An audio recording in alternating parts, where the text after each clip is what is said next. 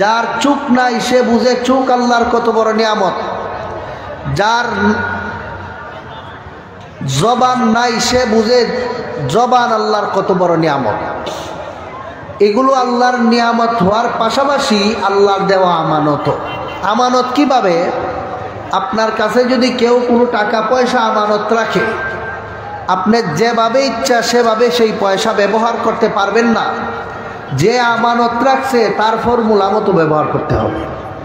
যদি নিজের ইচ্ছা মতো ব্যবহার করেন তাইলে আপনার আমানতদারি রক্ষা হইল না, আপনার আমানতদারি খর্ব হইল। ঠিক তেমনিভাবে আমার আপনার শরীরে যে আল্লাহ চোখ কান নিয়ামত দিয়েছেন, এগুলো আল্লাহর দেওয়া আমানত এইভাবে যে আমার চোখ আমি যেখানে ইচ্ছা সেখানে চালাইতে পারি না, আল্লাহর একটা বিধান আছে চোখ পরিচালনা। আমার মুখকে আমি যেভাবে ইচ্ছা সেভাবে পরিচালনা করতে পারি না, আল্লাহর একটা বিধান আছে মুখ পরিচালনা। আমার হাতকে আমি যাকে ইচ্ছা সেখানে ব্যবহার করিয়া ঘুষি দিয়া কিল দিয়া আমি চালাইতে পারি না, আল্লাহর একটা বিধান আছে আমার হাত পরিচালনার। কেন? এগুলো আল্লাহর দেওয়া নিয়ামতের পাশাপাশি আল্লাহর দেওয়া আমানত। এই জন্য আমানত যদি কারো কাছে থাকে, যে আমানত দিছে তার ফর্মুলা মতো ব্যবহার করতে হয়, নিজের মন মতো ব্যবহার করা চলে না। আপনার 3.5 হাত বডিটা যেমন আল্লাহর দেওয়া নিয়ামতের পাশাপাশি আমানত, তেমনিভাবে আপনার সম্পদও আল্লাহর দেওয়া নিয়ামত এবং আমানত। আল্লাহর দেওয়া নিয়ামত কিভাবে সম্পদ? যে সম্পদের দ্বারা আমরা অনেক সুবিধা লাভ করি, যার সম্পদ নাই সে খুব ভালো করে বুঝে। যে লোকের সম্পদ নাই, ঋণের বোঝা তার মাথায়, সে খুব ভালো করে বুঝে সম্পদ আল্লাহর কত বড় নিয়ামত। যে লোকে 10 টাকা বাড়ার জন্য 1.5 কিলোমিটার 4-5 কিলোমিটার হেঁটে যাইতে হয়, সে বুঝে তার টাকা পয়সা আল্লাহর কত বড় নিয়ামত। আল্লাহর দেওয়া নিয়ামতের পাশাপাশি টাকা পয়সা আল্লাহর দেওয়া আমানত। কিভাবে? আমার পয়সা আমি যেখানে ইচ্ছা ব্যবহার করতে পারি না, আল্লাহর একটা বিধান আছে ব্যবহার করার। আমার পয়সা আমি সিনেমা হলে দান করে দিব, বলুন এটা কি বৈধ হবে না অবৈধ? অবৈধ। কেন? আমার মাল আমি যেখানে ইচ্ছা ব্যবহার করবো। অবৈধ কেন? বলে তোমার মাল শুধু তোমার মালিকানা না, তোমার কাছে আল্লাহর দেওয়া নিয়ামত, মালটা আল্লাহর দেওয়া আমানত। আমানত নিজের মন মতো চালাইলে হয় না, আমানত দাতার ফর্মুলা মতো চালাইতে হয়। আল্লাহর দেওয়া নিয়ামত আমানত সম্পদটাকেও তুমি তোমার মন মতো চালাইলে হবে না, আল্লাহর দেওয়া ফর্মুলা মতো চালাইতে হবে। যদি না চালাও তাইলে আল্লাহর দেওয়া এই নিয়ামতটাকে তোমার মন মতো চালানোর কারণে মাল সম্পদের অপব্যবহার তোমাকে জাহান্নামে নিয়ে যাবে। যেভাবে আমার 3.5 হাত বডি আল্লাহর দেওয়া নিয়ামত, আল্লাহর দেওয়া আমানত, যেভাবে আমার কাছে সম্পদগুলি আল্লাহর দেওয়া নিয়ামত, আল্লাহর দেওয়া আমানত, তেমনিভাবে আমার সন্তানাদিও আমার কাছে আল্লাহর দেওয়া নিয়ামত এবং আল্লাহর দেওয়া আমানত। সন্তানাদি আল্লাহর দেওয়া নিয়ামত কিভাবে? যার সন্তান নাই এই লোকটাই খুব ভালো করে বুঝে আল্লাহর দেওয়া নিয়ামত কিভাবে সন্তান হয়। যার সন্তান জীবিত থাকে না সে খুব ভালো করে বুঝে সন্তান কিভাবে আল্লাহর নিয়ামত হয়। আর সন্তান যে আল্লাহর দেওয়া আমানত, সেটার লক্ষণ বা বিবরণ হইল সন্তানকে যেভাবে ইচ্ছা সেভাবে লালন পালন করলে হয় না, সন্তানকে আল্লাহর দেওয়া একটা বিধান মতো লালন পালন করতে হয়। শরীরকে যেমন নিজের মন মতো চালাইলে আমার শরীর জাহান্নামে নেওয়ার কারণ হবে, সম্পদকে যেভাবে মন মতো চালাইলে আমার সম্পদ আমাকে জাহান্নামে নেওয়ার কারণ হবে, ঠিক তেমনিভাবে আমার সন্তানকেও আমার মন মতো চালাইলে সন্তানেই আমাকে জাহান্নামে নেওয়ার কারণ হয়ে যাবে। প্রশ্ন জাগে এখানে যে হুজুর আমার সন্তানটাকে আল্লাহর দেওয়া বিধান মতো পরিচালনা করব কিভাবে? মনোযোগ দিয়ে শুনুন, আপনার সন্তানকে আল্লাহর দেওয়া বিধান মতো কিভাবে পরিচালনা করবেন। মুফাসসিরিনে কেরাম, মুহাদ্দিসিনে কেরাম, ফুকাহায়ে কেরাম লিখেছেন, একজন মানুষের সন্তান জন্ম হওয়ার সাথে সাথে বাবা মার উপর আল্লাহর কতগুলি বিধান এসে উপরে পড়ে।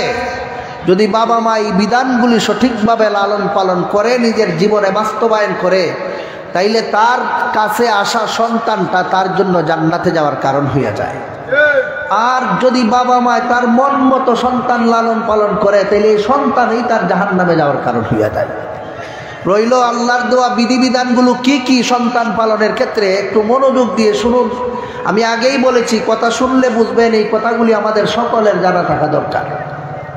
ভাইরা আমার, সন্তান নামক নিয়ামত আপনার কাছে আল্লাহ দেওয়ার সাথে সাথে আল্লাহর দেওয়া এই আমানতকে রক্ষা করার যতগুলি বিধান আছে, এর প্রথম বিধান হইল আপনার কাছে পাঠানো আপনারকে দেওয়া আল্লাহর এই নিয়ামতকে দয়া করে আপনি আদর যত্ন করে লালন পালন করতে হবে। যেমনে মন চায় সন্তানকে লালন পালন করলে হবে না, সন্তানের সুস্বাস্থ্যের দিকে লক্ষ্য করে আপনি সন্তান লালন পালন করতে হবে।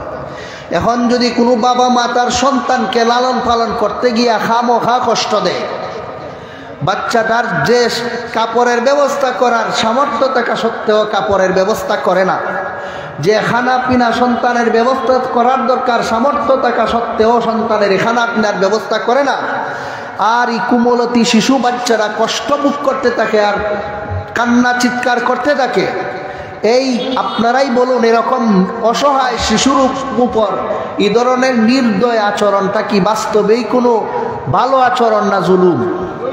এই রকম জুলুম যদি কোনো সন্তানের উপর বাবা মা করে, জাহান্নামে যাওয়ার জন্য নামাজ রোজা ছাড়তে হবে না, জাহান্নামে যাওয়ার জন্য আর কিছু লাগবে না, শুধু একটা শিশু বাচ্চার উপর জুলুম করাই তার জাহান্নামে যাওয়ার জন্য যথেষ্ট হয়ে যাবে। ভাইয়েরা আমার, বাবা মার উপর আল্লাহর দেওয়া যতগুলি বিধান আছে সন্তান লালন পালনের, এর 2 নম্বর বিধান হইল সন্তানকে একটা ইসলামী নাম উপহার দিতে হবে। আমরা অনেকেই নাম রাখার ক্ষেত্রে এই বিষয়টা লক্ষ্য করি না। অনেকে নাম কেউ আসতে একজন হুজুর নিয়ে নাম রেখে দেয়। ভালো রকম স্মরণ রাখবেন, নাম রাখার ক্ষেত্রে যে কোনো হুজুরের দ্বারা হয় না। হাতের 5 আঙ্গুল যেমন সমান না, এইভাবে সমস্ত আলেমও সমান এলেম রাখেন না। সবগুলো ডাক্তারের যেমন সমান যোগ্যতা থাকে না, সমস্ত আলিমেরও সমান যোগ্যতা থাকে না। কিছু রোগ আছে এগুলি ফার্মেসির ডাক্তারই চিকিৎসা করতে পারে, কিছুটা রোগ আছে থানা পর্যায়ের ডাক্তারেও পারে না, কিছু রোগ আছে জেলা পর্যায়ের ডাক্তারে পারে, কিছু রোগ আছে জাতীয় পর্যায়ের ডাক্তার লাগে। তেমনিভাবে কিছু ইসলামের কিছু বিধিবিধান আছে, এইগুলির সমাধান দেওয়ার জন্য মসজিদের ইমাম সাহেব যথেষ্ট। ইসলামের আরও কিছু বিধিবিধান আছে, এইগুলি ইমাম সাহেব যথেষ্ট না, একজন যোগ্য মুফতির দরকার পড়ে। ঠিক তেমনিভাবে আপনার সন্তানকে লালন পালন করার পরে তার সুন্দর নাম রাখবেন কিভাবে, এই নাম তার কি অর্থ এবং তার কি প্রভাব, কোন নাম রাখলে আপনার সন্তানের নামটা ইসলামী নাম হবে, কোন নাম রাখলে আপনার সন্তানের নাম বেঈমান কাফেরের নামের সাথে মিশ্রিত হয়ে যাবে, এটা মসজিদের সাধারণ হুজুররা পারবে না, এটা হক্কানি বড় আলেমের পরামর্শ লাগবে। আমরা অনেকেই বলি আমার হুজুরেই তো কইছে, আরে হুজুরে যে বলছেন আপনি, হুজুরের নিজের অত জানা থাকতে হইব। এখন বলতে পারেন আরে তাইলে বেটা হুজুর হইল কে, আরে হুজুর হইলেই কি সব জানতে হইব? এটা জরুরি। হাতের 5 আঙ্গুল সমান না, কিন্তু এটা আঙ্গুল, ছোটটাও আঙ্গুল বড়টাও আঙ্গুল, দরকার আছে সবের। যদি বলেন ছোট আঙ্গুলটা এটা কি, এটা ফেলে দিতে হাত সম্পূর্ণ থাকবে না অসম্পূর্ণ? কথা বলেন না দিকে আপনারা। এই বৃদ্ধা আঙ্গুলটা ছোট, এটার তুলনায় বলে এটারে ফেলে দেয়, এটা ছোটটা রাখবো কেন? হবে না, প্রয়োজনে ছোট আঙ্গুলেরও প্রয়োজন পড়ে। এজন্য ছোট হুজুরের দরকার আছে, অবহেলা করা যাবে না, কিন্তু সব মাসালা নিয়ে ছোট হুজুরের গাড়ে ফেলে দেওয়া যাবে না। যেমন সব রোগের চিকিৎসার জন্য আমরা ফার্মেসির ডাক্তারের কাছে যাই না, সব মাসালার জন্য আমরা ছোট আলেমের কাছে যাব না। আপনাদের এলাকায় বড় মাদ্রাসা আছে, এইরকম মাদ্রাসার বড় বড় হুজুরদের কাছে গিয়া আপনার বাচ্চার কি নাম হবে সেটা জানিয়া, এটার শুনিয়া, এটার অর্থ বুঝিয়া তারপরে আপনার বাচ্চার নাম রাখবেন। এরকম বুঝে শুনে একটা ইসলামী সুন্দর নাম রাখার দায়িত্ব বাবা মার উপর আল্লাহর পক্ষ থেকে 2 নম্বরেই দেওয়া হইয়া থাকে। যদি কোনো সন্তান তোর বাবা মা তার সন্তানের সুন্দর নাম রাখতে ব্যর্থ হয়, তাইলে আর কিছু লাগবে না সন্তানের হক তলফি, সন্তানের হক নষ্ট করার জন্য। নামের ক্ষেত্রেই বাবা মা সন্তানের অধিকার ক্ষুণ্ণকারী হিসাবে গণ্য হয়ে যাবে। আজকে আমরা অনেকেই সন্তানের নাম রাখি রুবেল, অনেকেই সন্তানের নাম রাখে জুয়েল, অনেকেই সন্তানের নাম রাখে রিপন, শিফন। বলুন, এগুলো শুনলে কি বোঝা যায় কোনো নবীর নাম? কথা বলেন না। বোঝা যায় কোনো সাহাবীর নাম? বোঝা যায় কোনো মুসলমানের নাম? বোঝা যায় না এটা হিন্দু না মুসলমান। নামের মধ্যে কোনো বেশ কমতা পাওয়া যায় না। এই রকম হিন্দু মার্কা নাম রাখা নিষিদ্ধ। ইসলামী নাম সন্তানকে উপহার দেওয়া সন্তানের 2 নম্বরের পাওনা বাপ মার কাছে। তুমি যত বড় বুজুর্গ হও, হজ করে আসতে পারো, সারাদিন তসবিহ পড়তে পারো, ছেলের নাম রেখে তো হিন্দুর নাম, খোদার কাছে জবাবদিহি করতে হবে কেন তুমি তোমার সন্তানের নাম মুসলমানের নাম রাখছো না। ভাইয়েরা আমার, 3 নম্বর পাওনা বাবা মার কাছে সন্তানের, সেটা হইল তাকে যে পরিমাণ দিন শিক্ষা দিলে সন্তানটা মরণ পর্যন্ত আল্লাহর বিধানের উপর জীবনযাপন করতে পারে, যে পরিমাণ দিন শিক্ষা দিলে সন্তানে পাক না পাক চিনতে পারে, যে পরিমাণ শিক্ষা দিলে সন্তানে হালাল হারাম চিনতে পারে, যে পরিমাণ দিন শিক্ষা দিলে সন্তানে ঈমান কোনটা আর কুফরি কোনটা সেটা চিনতে পারে, এই ধরনের এই পরিমাণ জরুরি শিক্ষা দেওয়া সন্তানের 3 নম্বর পাওনা বাবা মার কাছে। যদি কোনো বাবা মা তার সন্তানের এই হক আদায় না কইরা সারা জীবন 50টা হজ করে, হজ নিয়েই জাহান্নামে যাইতে হবে। যদি কোনো বাবা মা সারা জীবন নামাজ পড়তে পড়তে কপাল কারো করে ফেলে কিন্তু সন্তানকে দিন শিক্ষা থেকে বঞ্চিত করে থাকে, সেই বাবা মাও জাহান্নামে যাইতে হবে। ভাইয়েরা আমার, বাবা মা কিভাবে জাহান্নামে যাবে আমি একটু পরে আপনাদেরকে বলবো। প্রথমে শুনুন, আপনি আমি কেন আমার সন্তানকে এই দিনই জরুরি শিক্ষাটা, পাক না পাক শিক্ষা, ওযু গোসল শিক্ষা, কলিমা কালাম শিক্ষা, সূরা কেরাত কেন আমি শিক্ষা দিব? কেন শিক্ষা দিবেন? এর সহজ কথা হইল, আপনার সন্তানের আসল ভবিষ্যৎ রক্ষা করার জন্য আপনি শিক্ষা দিবেন। 3.5 দিনের দুনিয়ার ভবিষ্যৎ তুমি বুঝো, কবরের পরে যে বিশাল ভবিষ্যৎ পরে রয়েছে এটা তুমি বুঝো না। এটা তুমি হিতাকাঙ্ক্ষী কোনো বাবা মার পরিচয় দিছো না। ভাইরা আমার, একটু মনোযোগ দিয়ে শুনুন কিভাবে হয় সেটা।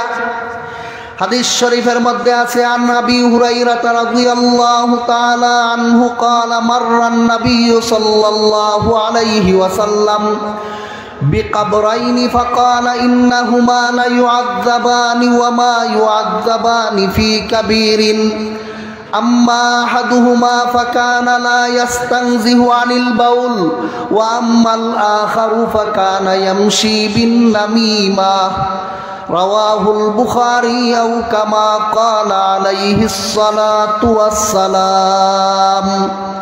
সহিহ বুখারী শরীফের হাদিসে আছে, হযরত রাসূল করিম সাল্লাল্লাহু আলাইহি ওয়াসাল্লাম একদিন রাস্তা দিয়ে যাচ্ছেন, রাস্তার কিনারে পাশে একটা গুরুস্থান পড়ল।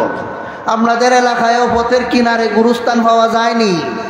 সবাই কথা বলেন না, নাই মনে হয়, আছে? এভাবে আল্লাহর রসুলের জমানায়ও রসুল রাস্তার পাশ দিয়ে যাচ্ছেন আর রাস্তার কিনারে একটা গুরুস্থান পড়ছে। কবরস্থানের মধ্যে অনেকগুলি কবর আছে, এর মধ্যে 2টি কবর ছিল নতুন। রসুল রাস্তা দিয়ে যাওয়ার সময় একেবারে কিনারে 2টা কবর রসুলের নতুন পড়ে গেল। আল্লাহর রসুলকে জানায় দেওয়া হইল, আপনার পাশের 2টা কবরের মধ্যে এই মুহূর্তে খোদার গজব আযাব নাজিল হইতেছে। এই 2টা কবরের মধ্যে এই মুহূর্তে শাস্তি শুরু হয়ে গেছে, চলছে।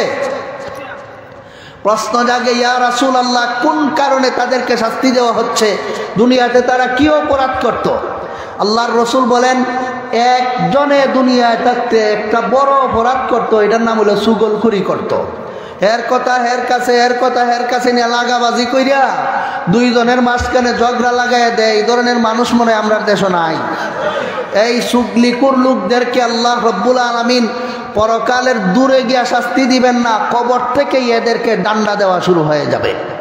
এই বান্দরগুলি দুনিয়াতে মানুষের মধ্যে ঝগড়া লাগাই দেয়, কিন্তু মানুষের আরে বুঝতে পারে না। এও মনে করে আমি চালাক, আমারে দরা ছোঁয়াত মিলে না। তোরে দরা ছোঁয়াত মিলে না দুনিয়ার থেকে বাচ্চা যাইতে পারো, কিন্তু কবরে ঢুকা মাত্রই রেহাই আছে না, ডান্ডা শুরু হয়ে যাবে। 2 নম্বর, আল্লাহর রসুল বলেন, যে লোক আরেকটা লোকের কবরে আযাব হচ্ছে, সে দুনিয়ায় থাকতে প্রস্রাবের সিটা ফুটার থেকে কিভাবে পাক থাকতে হয় এগুলি বুঝতো না, এগুলির থেকে বাচ্চা থাকতো না।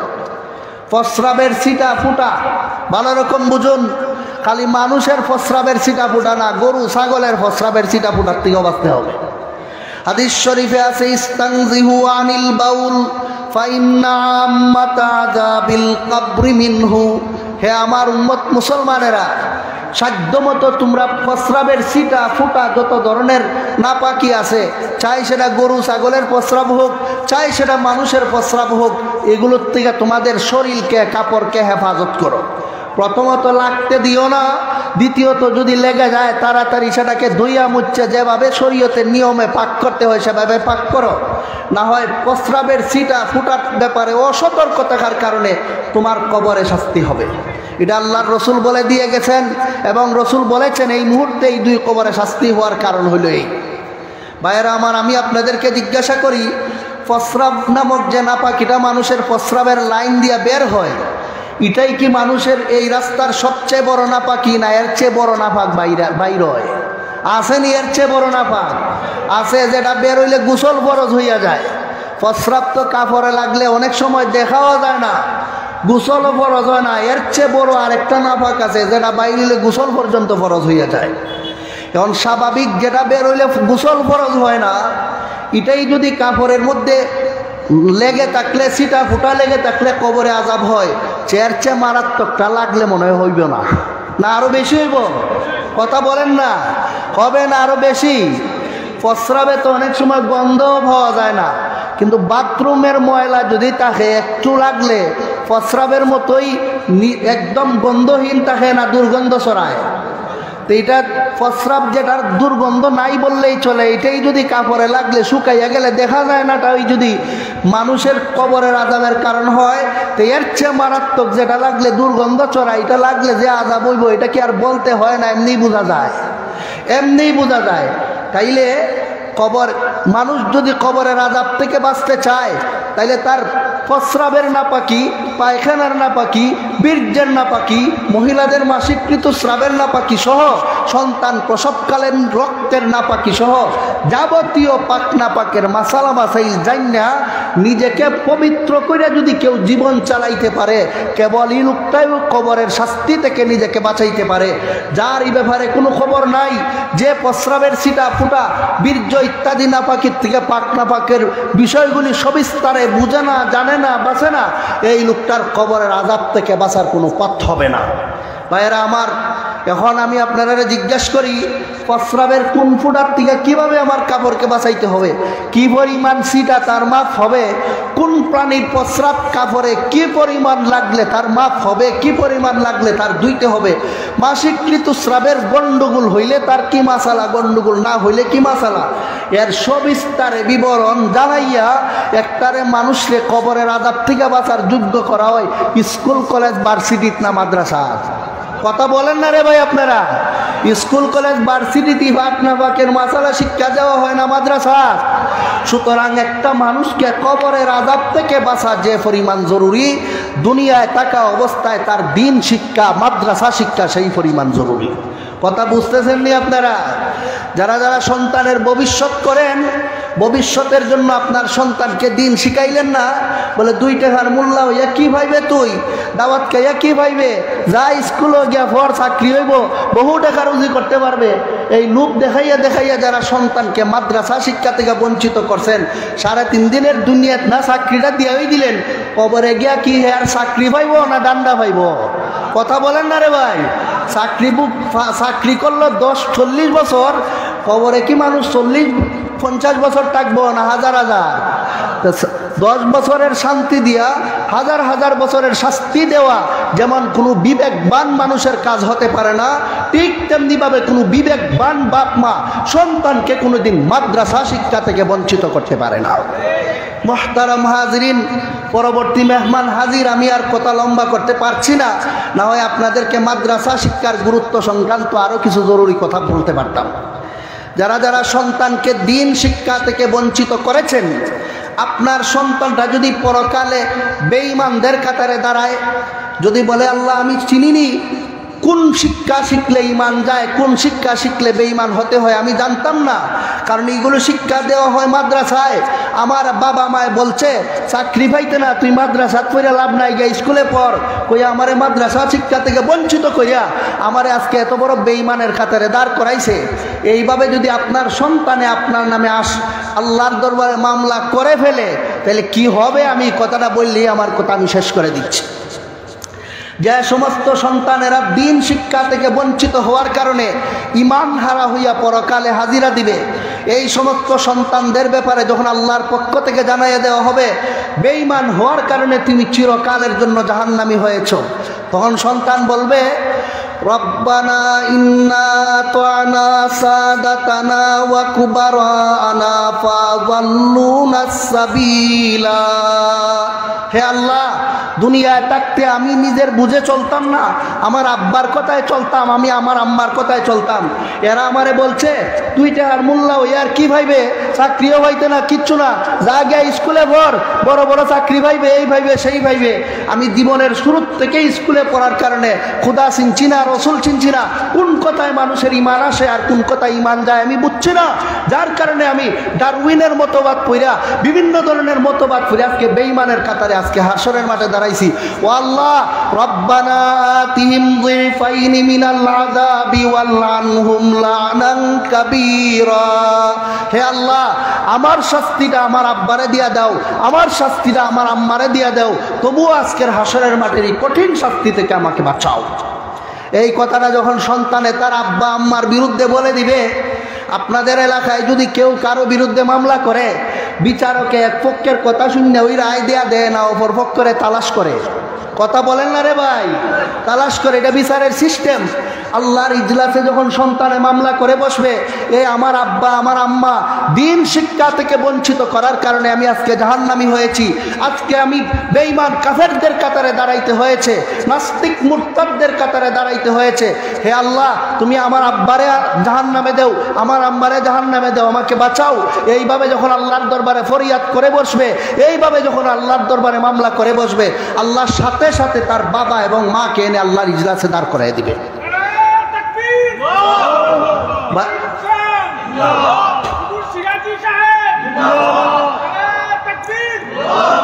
ভাইরা আমার, আল্লাহর ইজলাসে যখন বাবা মা এসে হাজির হবে, হাজির হওয়ার পরের দৃশ্যটা কি হবে এটা কোরআনেই আছে। আল্লাহ রাব্বুল আলামিন বলেন, إذ تبرأ الذين اتبعوا من الذين اتبعوا ورأوا العذاب وتقطعت بهم الأسباب وقال الذين اتبعوا لو أن لنا كرة فنتبرأ منهم كما تبرأوا منا كذلك يريهم الله أعمالهم حسرات عليهم وما هم بخارجين من النار। হাসরের মাঠে যখন সন্তানে তার বাবা এবং মার বিরুদ্ধে মামলা করে বসবে, আল্লাহ এরাই আমারে 2 দিনের চাকরির লোভ দেখাইয়া দিন শিক্ষা থেকে বঞ্চিত করেছিল, তখন আল্লাহ তার বাবা মাকে আইনা হাজির করবেন। বাবা মাকে বলবেন, এই তুই বলে তোর সন্তান রে চাকরির লোভ দেখাইয়া, দুনিয়ার কয়েকদিনের পয়সার লোভ দেখাইয়া মাদ্রাসা শিক্ষা থেকে বঞ্চিত করেছিলে। তখন বাবা মায় নিজেরে বাঁচানোর জন্য বলবে, আমার জীবনে বিয়াহই হইছে না, একদম সম্পর্ক ছিন্ন, তাকাত্তাত বিহিমুল আসবাব। আল্লাহ বলেন সম্পর্ক বিচ্ছিন্ন দেখাইবে। সন্তানে বলবে তুমি আমার আব্বা, তুমি আমার আম্মা। মা বাবা বলবে আমার তো জীবনে বিয়াহই হইল না, তুই আবার বাচ্চা আইলে কই থেকে? এই বেডি তুই কি কস? তুই দিকে আমার বারবার আম্মা আম্মা ডাকবার জন্য কতবার বলিয়া উড়াইছত। এই বেটা তুই না, তুই আমার আব্বা ডাকবার জন্য কতবার আমার মুখেই টিপা মাইরা ধরলে আব্বু আব্বু কইয়া, আজকে কস তুই আমার মা না, তুই আমার বাপ না। এই তুই কেড়ে আমার চাকরির লোভ দেখাইয়া দিন শিক্ষা থেকে বঞ্চিত করে আজকে জাহান্নামের পথে নিয়ে আইছত। কইয়া যা ভাই তুই আমার তোরে আমি চিনি না, আমার বাচ্চা কি কসলে? কইয়া বাপে মা সন্তানে, মা আর সন্তানে আল্লাহর ইজলাসে দাঁড়াইয়া ঝগড়া লাগিয়ে দেবে। কোরআনে আল্লাহ বলেন, সুম্মা ইন্নাকুম ইয়াউমাল কিয়ামাতি ইনদা রাব্বিকুম তাখতাসিমুন। বাবায় মায় সন্তানের সাথে ঝগড়া লেগে যাবে। যখন আল্লাহর দরবারে ঝগড়া লেগে যাবে তখন আল্লাহ বলবেন লা তাখতাসিমু লাদাইয়া ওয়া কাদ কাদ্দামতু ইলাইকুম বিল ওয়াইদ। এই বাবা মা সন্তানের গোষ্ঠী, তোমরা আমার কাছে ঝগড়া করো না। বাপে কেরে তোমারে আল্লাহর বিরুদ্ধে শিক্ষায় শিক্ষিত করলো, বাপে কেন অনিসলামিক শিক্ষায় তোমারে শিক্ষিত করিয়া বেঈমান বানাইয়া জাহান্নামের পথে পরিচালিত করলো, এজন্য বাবা যাবে জাহান্নামে।